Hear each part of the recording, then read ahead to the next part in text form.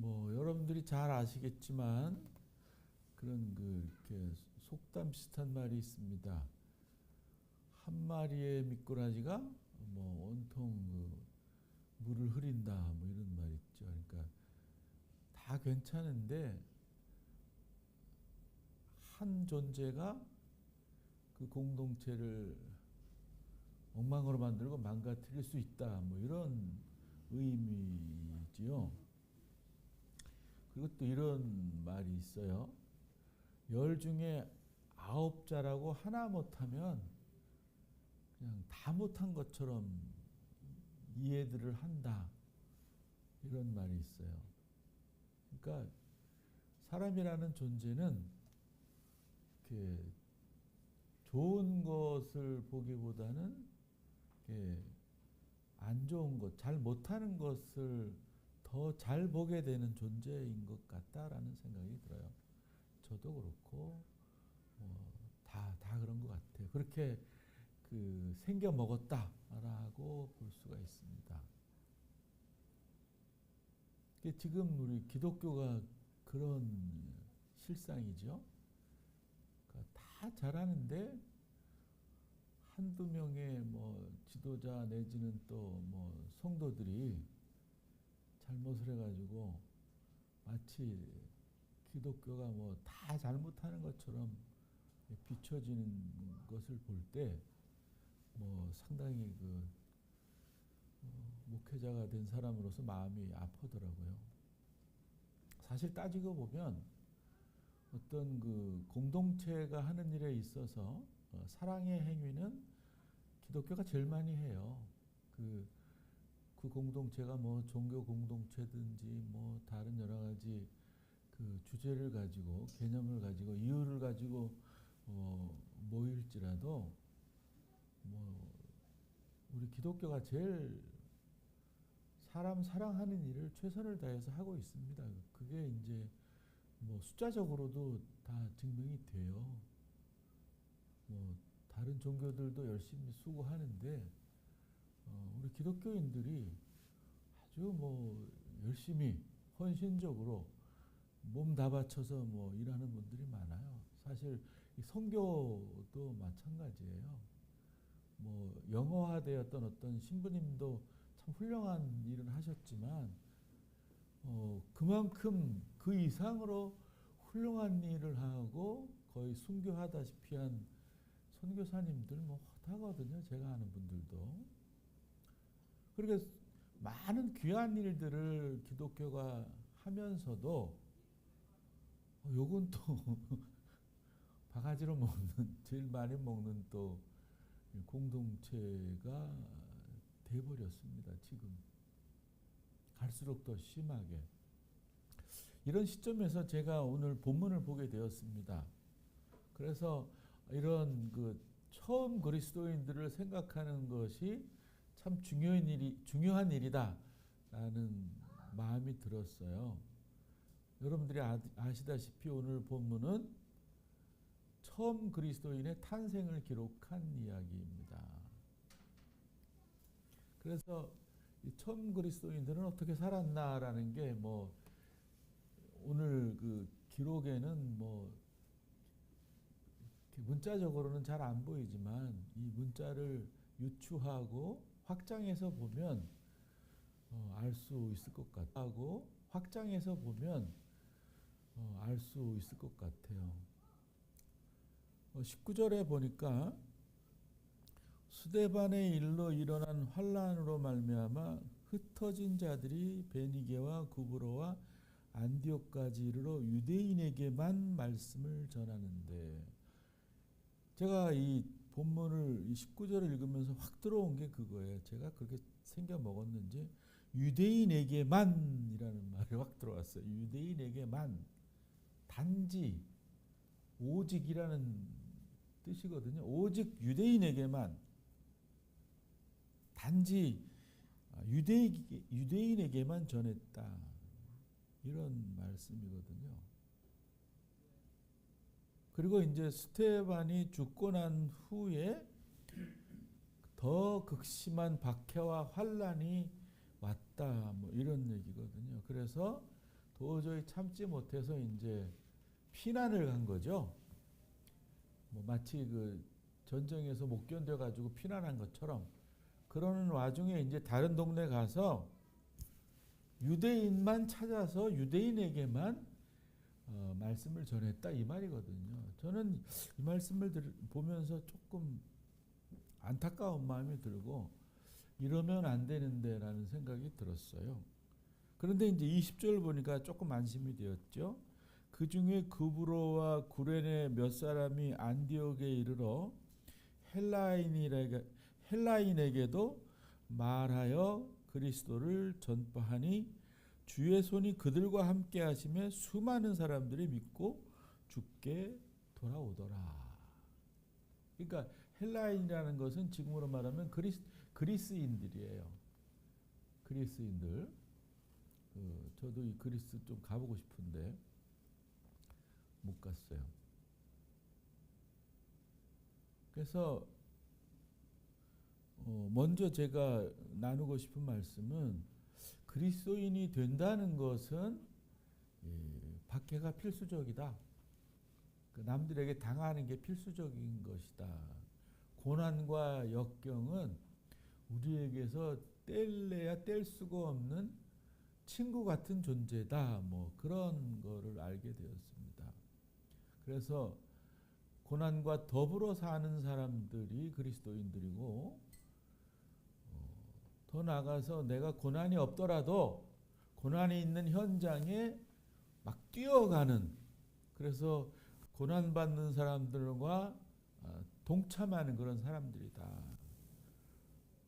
또 내가 고난을 받을 때 그 고난을 원망하기보다는 뭐 감사하면 좋겠지만 뭐 거기까지는 안 되더라도 이겨내려고 주님을 애써 의지하는 그런 사람들이다라고 생각됩니다. 우리는 그리스도인들은 고난을 피하고 고난을 도망하는 사람들이 아니다라는 것을 성서는 이야기합니다. 이 초대교인들 그 후에 수많은 성도들은 고난 안에서 고난을 극복하며 살았지 고난을 넘어서 피하고 멀리 하려고 하지 않았다라는 걸 우리가 잊지 말아야 됩니다. 결국 고난과 관계없는, 고난과 또 멀어지려고 하는 기독교는 기독교가 아닐 수도 있고, 그에 속한 성도는 그리스도인이 아닐 가능성이 매우 크고 좀 안타까운 일이다. 이런 거를 우리가 알아야 될 것입니다. 그러니까 처음 그리스도인들은 고난의 현장에서 철저하게 그리스도를 통해서 위로받으며 그리스도께서 행하신 일들을 하려고 애를 썼다. 이걸 우리가 기억해야 될 줄 압니다. 그리고 아까 말씀드렸던 유대인에게만 말씀을 전하는데, 이거를 보면서 그 유대인들이 갖고 있는 그런 사상이 있잖아요. 그러니까 유대주의 사상, 선민 사상, 이게 있어서는 안 될 것이다. 베드로가 성령을 받고 예수 그리스도를 설교하고 이랬을 때도 유대인을 아주 중점적으로 타켓을 해서 설교하고 전도했던 것 같아요. 그러니까 민족을 넘어선 그 차원에서의 복음 전하는 태도들이 아니었던 거예요. 이건 다시 말하면, 현대적으로 말하면 이제 파벌, 뭐 편먹기, 뭐 이런 거랑 똑같은 거예요, 사실. 내 편, 네 편 가르는. 그러니까 예수 그리스도를 마음속에 구주로 영접했다면 유대인에게만 전할 수 없어요. 그냥 만나는 사람이 누구든지 간에 전하면 되는 건데, 여기 보니까 유대인에게만 전했다. 그런데 이제 다행히도 구브로와 구레네에서 온 몇몇 사람은 안디옥에 가가지고서는 그렇지 않았다 이렇게. 우리도 이런 그 뭐라 그럴까요? 창조적 그 소수자가 되었으면 좋겠어요. 그러니까 시대의 흐름에 많은 사람들이 쉽게 가는 것에 이렇게 흘러가지 않고 어렵지만 그리스도인이 가야 될 길을 가는 성도가 되었으면 좋겠다. 이런 생각을 이 말씀을 통해서 느끼게 되었습니다. 그러니까 이 구브로와 구레네에서 온 몇 사람으로 인해서 주님이 함께 하시니까 수많은 사람들이 믿고 주님께 돌아왔다 이렇게 얘기하고 있습니다. 이거는 그냥 단순히 교회에 와서 예배 드리고 그냥 뭐 교회가 그 진행하는 프로그램에 충성을 다했다라는 게 아니에요. 그걸 오해하시면 안 됩니다. 그러니까 교회만 왔다 갔다 하는 시계추 같은 성도가 되어서는 안 되는 거예요. 그게 아니라는 말이에요, 이 말씀은. 그리스도의 삶을 따르려고 애를 썼다 이 말입니다. 우리가 사실 그리스도께서 사셨던 그 공생애의 그 엄청난 삶을 닮으려면 얼마나 닮겠어요. 뭐 0.1%도 못 닮아요. 그러나 애써서 닮으려고 노력하는 게 중요한 것이죠. 그렇게 했다는 거예요. 그러니 수많은 사람들이 믿고 죽게 돌아온 거예요. 그러니까 삶으로 그리스도를 나타내고 향기를 드러내니까 무사람들이 이 사람들을 다시 보게 되었던 것이죠. 그러니까 죽게 돌아온 겁니다. 그래서 이렇게 안디옥에 이제 신도들이 이렇게 뭐 질서 없이 많이 모이니까 그 소식을 예루살렘 교회가 알아가지고 거기는 이제 아주 이렇게 세팅이 잘 돼 있는 교회인 것 같잖아요. 성경을 보면. 그러니까 안디옥의 소식을 듣고 가장 훌륭한 사람 바나바를 이제 파송하게 되죠. 뭐 목회자로 파송했다고 그래도 되고 선교사로 파송했다고 그래도 되고 뭐 그런 명칭은 뭐 중요한 게 아닌 것 같아요. 그러니까 안디옥의 이제 교회를 더 든든하게 하기 위해서 성도의 모임을 성도의 공동체를 더 든든히 하기 위해서 최고의 훌륭한 목회자인 바나바를 파송했던 거예요. 그렇게 보고하지 않습니까? 바나바는 착한 사람이요 성령과 믿음이 충만한 사람이라 이에 큰 무리가 죽게 더하여지더라. 21절하고 같은 말이라고 저는 봐요. 그러니까 헬라인에게도 말하여 주 예수를 전하니 많은 사람들이 믿고 죽게 돌아왔다. 이거랑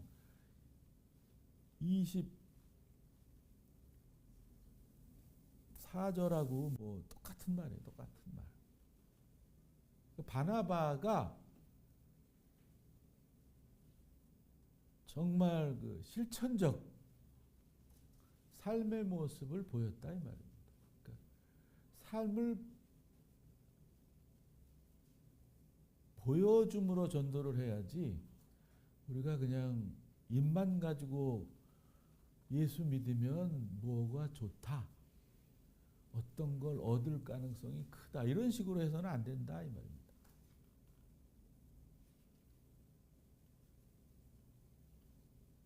그리고 또 바나바는 착한 사람이요 성령과 믿음이 충만한 사람이다 이렇게 얘기해요. 그러니까 세 가지를 얘기합니다. 착한 사람이다, 성령이 충만하다, 믿음이 충만하다. 이걸 따로 놓고 보면 안 된다 이 말입니다. 근데 많은 사람들 중에서 성령이 충만하다고 소문난 사람들이 있어요. 근데 따지고 보면은 착하지가 않고 믿음도 별로 없어 보이는 사람들이 있어요. 그거는 성령 충만을 왜곡해서 그런 것 같아요. 마치 그런 그 이렇게 신비 체험을 하고 뭐 어떤 그 은사 체험을 하고 그거를 막 이렇게 써먹는 사람들이 성령 충만하다 그러고 뭐 기도를 많이 한다 그러고 뭐 방언을 뭐 누구보다도 시게 한다 그러고 하여튼 뭐 보통 사람들이 경험을 하지 못하는 것을 경험한 사람들을 영적으로 경험한 사람들을 성령 충만하다라고 얘기하는데 그거 갖고 너무 아쉬워요. 그거 중요해요. 그런 경험이 필요합니다. 그것이 착한 사람에까지 나아가야 되는 거예요. 그러니까 성령 충만이라는 거는 뭐 믿음하고 대동소이하게 이해할 수 있지만, 그러니까 착한 사람이라는 건 뭐냐면은 남들하고의 관계 속에서 이야기되는 거란 말이에요. 내가 나를 착한 사람이라고 그렇습니까? 다른 사람들이 그러는 거 아니에요. 아, 저 사람은 성령이 충만하고 믿음이 충만하고 착한 사람이다 이러면은 그의 신앙적 태도나 이 세상 안에서의 삶의 태도가 일관성이 있다 이 말인 거예요. 하나님을 사랑하는 고백을 엄청나게 하면서도 이 세상 안에서 세상 사람들을 그와 유사한 크기로 사랑한다 이 말이에요. 그게 중요한 거예요. 하나님은 뭐 죽고 못 사는 것처럼 여기면서도 세상에 나가서는 뭐 다른 사람들은 거들떠도 안 보는 그 이중적인 것은 이 바나바의 그런 모습이 아니고 아까 얘기했던 그 구브로와 구레네에서 온 몇 사람의 모습은 아닌 겁니다, 여러분. 그러니까 성령 충만하다 그러면 착한 사람이어야 되는 거예요. 착한 사람이면 성령 충만한 사람이어야 되는 거지 이렇게 갈라놓을 수가 없어요. 우리가 자주 얘기하는 말인데 구분은 되어도 분리할 수 없는 관계인 거예요. 착하다와 성령 충만하다라는 것은. 그리고 또 이제 바울의 멋있음은 어디에 있냐면은 사울을 데려왔다라는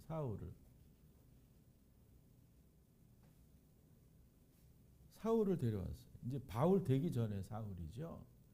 그 사울은 바나바의 혜택을 엄청 받은 사람이에요. 생명의 은인이라고도 할 수 있거든요. 그러니까 햇일이 많아가지고 전과가 많아가지고 그 예루살렘 교회 사도들에게 신임을 전혀 못 얻고 성도들도 뭐 털 것만큼도 신뢰할 수 없는 그런 위치에 있는 사람인데 뭐 예수를 만났다. 나도 변했다. 이러고서 나오니까 이제 의심의 눈초리가 뭐 온통 여러 곳에서 보여지잖아요. 그때 바나바가 믿어주잖아요. 내가 보증한다. 내가 신뢰한다. 이 사람은 진짜다. 그래서 살아났잖아요. 그래서 이 복음을 전파하는 길이 사도 바울에게 열린 거란 말이에요. 뭐 그 일에 있어서 은인이라고 말할 수 있죠. 바나바는. 그래서 바울을 동역자로 청빙을 해서 같이 1년간 목회를 하면서 더 아름다운 교회 공동체를 형성해 나갔던 거예요. 더 아름다운 교회 공동체가 뭘까요? 아까 얘기했던 그 유대주의 선민사상 같은 파벌 이런 거 편먹기, 내 편, 네 편 가르기 이거를 중지했다 이 말이죠. 그리고 아까 말씀드린 대로 성령 충만한 교회 공동체를 유지하면서 교회 밖에서 착한 사람으로 다른 사람들에게 감동을 줬다 이 말입니다. 그러니까 각별히 특별히 살았던 사람들인 거죠. 그러니까 우리가 좀 보통으로 살지 않는 사람들을 뭐라 그럽니까? 저 사람 이상한 사람들이네. 저 사람 이상한 사람이야. 보통 사람이 하는 걸 안 하네. 좋은 의미로 그랬다라면 그 사람은 참 그 사람답고 좋은 사람 아니겠어요? 여기서 처음 그리스도인들은 그런 인정을 받았다라는 거예요. 무사람들에게. 저 사람들은 저렇게 모여 살면서 우리랑 평범하게 사는 우리와 같이 평범하게 사는 그런 그 범인들이 아니네. 이런 말을 했던 겁니다.